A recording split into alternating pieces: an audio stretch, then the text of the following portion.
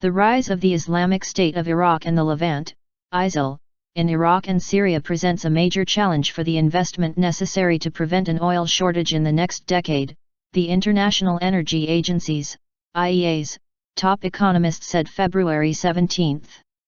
While the IEA has sounded warnings that Middle East crude production will need to rise in the 2020s to meet predicted demand, Chief Economist Fatih Birol said there remain myopic views about the need for investment at a time when the fall in oil prices means energy companies are slashing new drilling. U.S. oil output from shale formations, while expected to rise in the short term even with the cutbacks in drilling and investment, will not be enough to meet demand. The traditional Middle East producers will need to meet the expected rise in consumption, Birol said, with Iraq expected to contribute about 50% of the additional oil needed.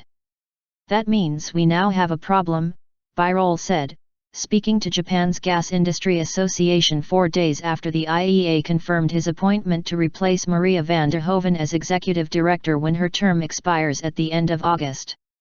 The security problems caused by ISIL and others are creating a major challenge for the new investments in the Middle East, and if those investments are not made today we will not see that badly needed production growth around the 2020s, Birol said.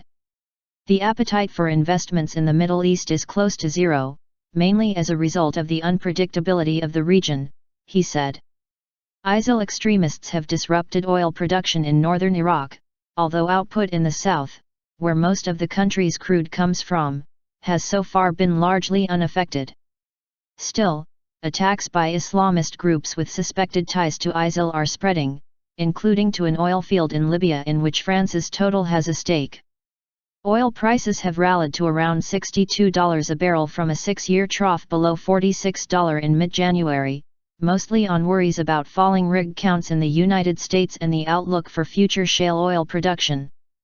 Still, U.S. crude inventories have continued to swell because of production already in place, with the stocks rising to a record high of nearly 418 million barrels in the week to February 6, government data showed last week.